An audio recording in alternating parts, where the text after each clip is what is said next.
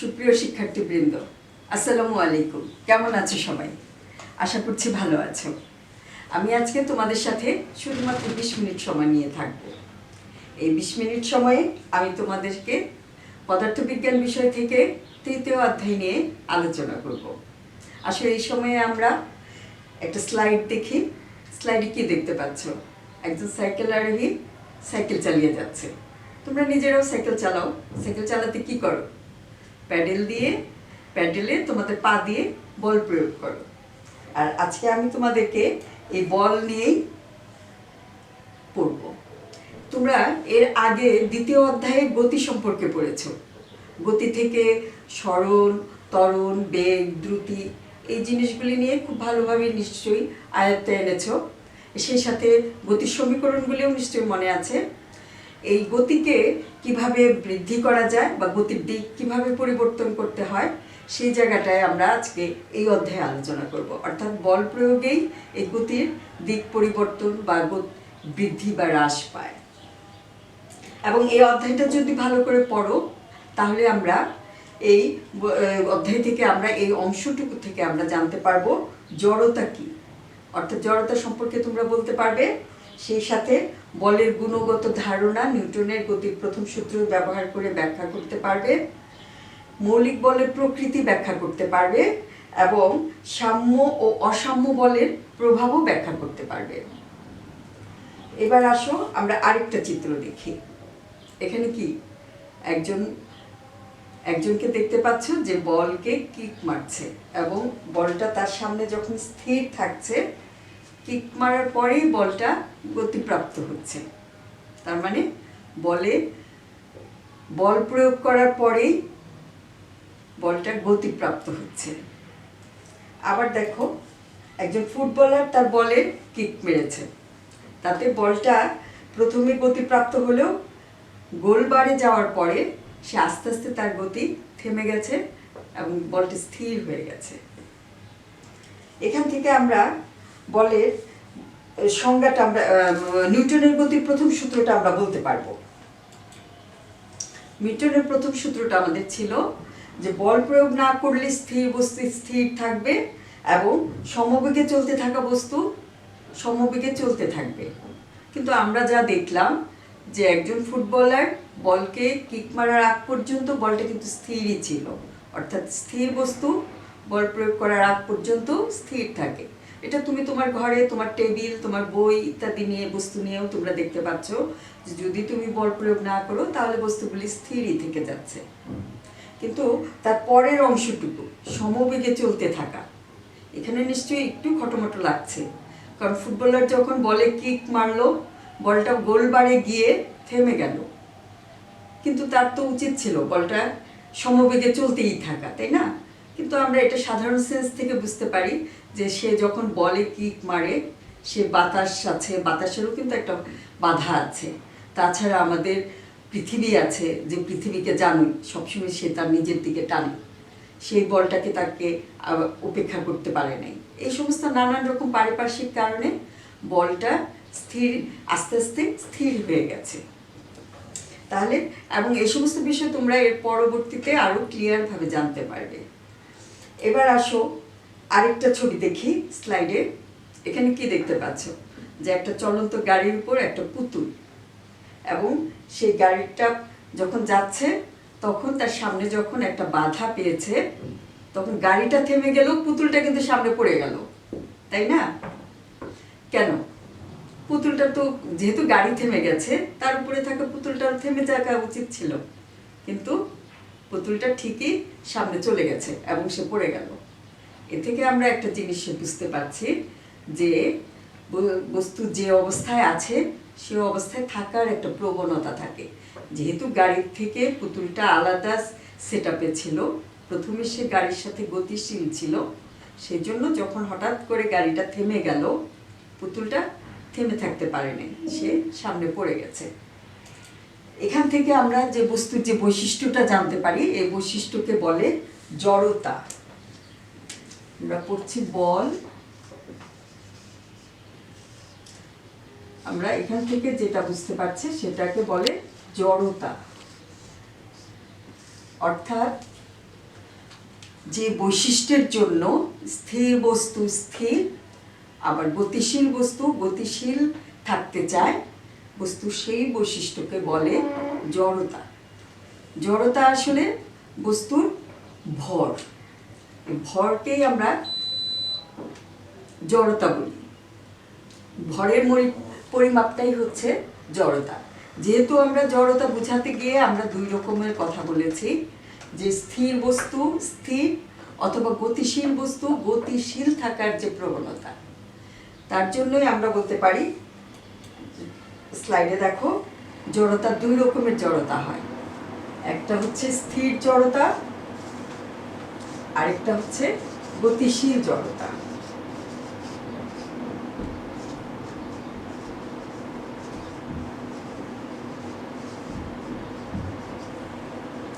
স্লাইডে দেখতে পাচ্ছ স্থির জড়তা এবং গতিশীল জড়তা। যে বস্তু স্থির আছে সে স্থির থাকতে চায়, তাকে স্থির জড়তা বলে, এবং যে বস্তু গতিশীল থাকে সে গতিশীলই থাকতে চায়, তাকে বলে গতি জড়তা। এখান থেকে কিন্তু আমরা বলের সংজ্ঞাটা দিতে পারি, অর্থাৎ যার প্রয়োগের ফলে স্থির বস্তু তার গতি প্রাপ্ত হয় বা গতিশীল হতে চায়, আবার গতিশীল বস্তু গতি বৃদ্ধি পায় বা তার বেগ বৃদ্ধি পায় বা তার দিক পরিবর্তন হয়, সে তাকেই বলে বল। তাহলে বলের সংজ্ঞা হচ্ছে যার প্রয়োগের কারণে স্থির বস্তু চলতে শুরু করে এবং সমবেগে চলতে থাকা বস্তুর বেগ পরিবর্তন হয়, সেটাই হচ্ছে বল। তাহলে আমরা বলকে এফ প্রতীক দ্বারা চিহ্নিত করি। এখন এই যে বল, এই বল দেখো, তোমাকে যখন বললাম যে টেবিল বা এই বল, একজন ফুটবলার যখন বলকে কিক মারলো তখন কিন্তু তাকে বল, ফুটবলারের পায়ের সাথে বলের স্পর্শ লাগতে হয়েছে। অর্থাৎ তুমি যদি তোমার টেবিলকে সরাতে চাও তাহলে তোমার টেবিলকে ধরতে হবে, তারপরে তুমি টেবিলের উপর বল প্রয়োগ করতে পারবে। এরকম স্পর্শ বা স্পর্শ ছাড়া বল প্রয়োগের উপর ভিত্তি করে বলকে আবার দুই ভাগে বিভক্ত করা যায়। স্লাইডে দেখো, তাহলে বলকে আমরা দুই, স্পর্শ করা যায় বা স্পর্শ ছাড়া বল প্রয়োগ করা যায়, এর উপর ভিত্তি করে বলকে দুই ভাগে ভাগ করা যাচ্ছে। একটাকে আমরা বলছি স্পর্শ বল, আরেকটাকে বলছি আমরা অস্পর্শ বল। স্পর্শ বলের উদাহরণগুলি তো তোমরা জানোই, এতক্ষণ আলোচনা করলাম। আর অস্পর্শ বলের উদাহরণ দাও তো দেখি, তোমাদের মনে আসে কিনা? অবশ্যই মনে আসবে, কারণ তোমরা চুম্বক নিয়ে নানান সময় নিশ্চয়ই সবাই চুম্বক নিয়ে ছোটবেলা থেকে হাতে নিয়েছো। চুম্বক কি? সে তার লোহা, যদি লোহা জাতীয় কোনো বস্তুর সামনে নাও তাহলে কিন্তু লোহা খুব দ্রুত চুম্বকের দিকে আকৃষ্ট হয়, সেখানে কিন্তু এটাও একটা বল। এবং এখানে কিন্তু চুম্বককে বল, লোহাকে স্পর্শ করতে হয়নি। তুমি যদি ছাদের থেকে একটা ঢিল ফেলে দাও, দেখবা সে ঢিলে বল প্রয়োগ করার প্রয়োজন নেই, নিচে পড়ে যাচ্ছে। তার কারণ পৃথিবীর আকর্ষণের জন্য। এখানেও পৃথিবী কিন্তু স্পর্শ করে না, এমনিতেই সে বল প্রয়োগ করতে পারছে। এই ধরনের বলকে বলে অস্পর্শ বল। এরকম তোমরা আরো নানান রকম বলের কথা বলতে পারবে। যেমন আমাদের গরমের সময় ফ্যান চলছে, ফ্যানে কারেন্ট, বিদ্যুৎ চুম্বকীয় বল এখানে কাজ করছে। আবার তুমি যখন ঝড়, এখন ঝড়ের মৌসুম, বৈশাখ মাস, নানান রকম ঝড় আসবে, ঝড়ে তুমি কি বাতাসের নানান রকমের বল পাচ্ছ। হ্যাঁ, এরকম তুমি আরো অনেক রকমের বলের কথা তুমি বলতে পারবে, রাসায়নিক বল, যান্ত্রিক বল, চৌম্বক বল, একটু আগে আমি বললাম। তাহলে এইভাবে নানান ধরনের অনেক রকমের বলকে বিজ্ঞানীরা চিন্তা করে চারটা ভাগে ভাগ করেছে। আসো আমরা স্লাইডের দিকে তাকাই। চারটা কি কি বল? একটা হচ্ছে মহাকর্ষ বল, দ্বিতীয়টা হচ্ছে তড়িৎ চুম্বকীয় বল, তৃতীয় হচ্ছে দুর্বল নিউক্লিয় বল, এবং চতুর্থ হচ্ছে সবল নিউক্লিয় বল। আমরা যত রকম বলের কথা বললাম, এই প্রতিটা বল এই চার ধরনের বলের মধ্যে ভাগ করা যাবে। এখন আমরা মহাকর্ষ বল নিয়ে কথা বলি। এই বিশ্বজগতের যে সকল বস্তু একে অপরকে যে বলে আকর্ষণ করে তাকে আমরা মহাকর্ষ বল বলি। যেমন এই পৃথিবী আমাদেরকে আকর্ষণ করছে, এটাকে যদিও আমি মধ্যে আরেকটা নাম বলেছি মাধ্যাকর্ষণ শক্তি, মাধ্যাকর্ষণজনিত বল, এটাও এক ধরনের মহাকর্ষ বল। এই মহাকর্ষ বলের কারণেই গ্যালাক্সির ভিতরে নক্ষত্ররা ঘুরপাক খাচ্ছে, সূর্যকে কেন্দ্র করে পৃথিবীর বা গ্রহগুলি ঘুরছে, পৃথিবীকে কেন্দ্র করে চাঁদ ঘুরছে, এসবই মহাকর্ষ বলের জন্য। এবার আসো 2 নম্বর, তড়িৎ চুম্বক বল। আমরা সাধারণত যখন শুকনো মৌসুমে শুকনো মাথা একটা প্লাস্টিকের চিরুনি দিয়ে আছে, সেই চিরুনিটা টুকরা টুকরা কাগজের টুকরোর উপরে ধরি, তখন দেখা যায় যে চিরুনিতে কাগজগুলি আকর্ষিত হয়। এটা এক ধরনের তড়িৎ চুম্বক বল। তারপর ছাড়া চুম্বকের যে আকর্ষণ, এটাও এই ধরনের বল। এই বলটা কিন্তু মাধ্যাকর্ষণ শক্তির তুলনায় অনেক শক্তিশালী। তার কারণ দেখো, খুব সিম্পল।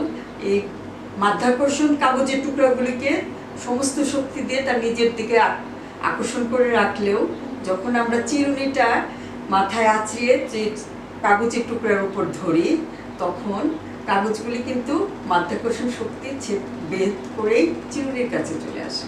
তাহলে আমরা বলতে পারি তার চুম্বক বলটি মাধ্যাকর্ষণ শক্তির থেকে শক্তিশালী।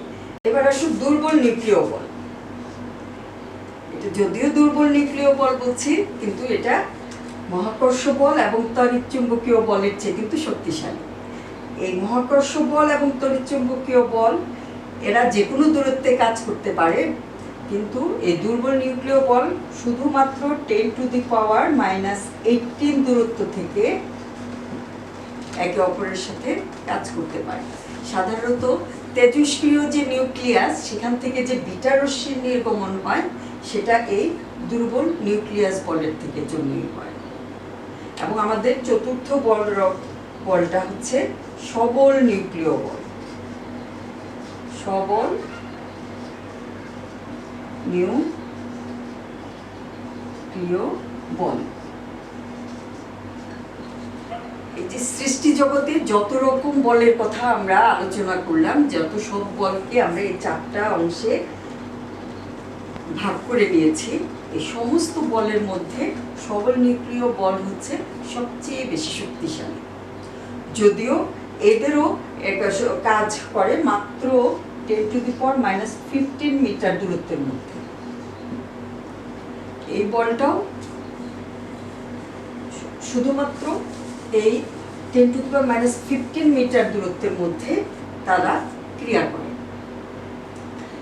আমরা জানি যে কোনো পরমাণুর কেন্দ্রে নিউক্লিয়াসে থাকে আমাদের প্রোটন এবং নিউট্রন, এবং এদের মধ্যে একটা শক্তিশালী বন্ধন আছে, যার জন্য এরা আলাদা হয় না। এদের মধ্যে যে বলটা কাজ করে সেটাই হচ্ছে আমাদের সবল নিউক্লিয় বল।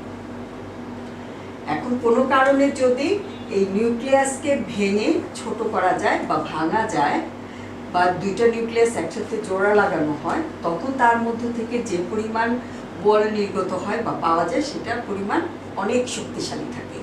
সেজন্যই নিউক্লিয় বোমা এত বেশি শক্তিশালী হয়।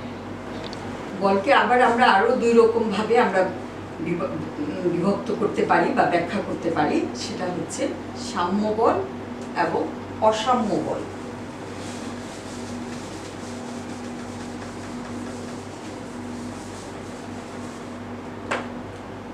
এই বলকে আরো 2 রকম করে আমরা বিভক্ত করতে পারি। সেটা হচ্ছে, একটা হচ্ছে সাম্য বল,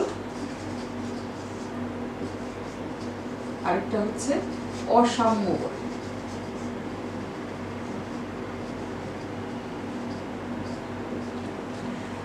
আমরা জানি বল একটা ভেক্টর রাশি। যেহেতু এটা ভেক্টর রাশি, এটাকে বিভিন্ন দিক থেকে একটা আরেকটার উপর ক্রিয়া করলে, বিভিন্ন রকমের বল কোনো বস্তুর উপর যদি ক্রিয়া করে, তাহলে তার দিকে বিভিন্ন প্রকার দিকের জন্য তাকে নিষ্ক্রিয় করে দেওয়া যেতে পারে। যেমন মনে করো একটা দোলক, অথবা মনে করো যদি একটা বলকে তোমরা যদি, বা একটা বইকে তোমরা 2-3 বন্ধু যদি 2-3 দিক থেকে আকর্ষণ করতে চাও, এবং সেই বলটা যদি সমান হয়, তাহলে কিন্তু বইটা তোমার সরবে না, নিজের জায়গায় থাকবে।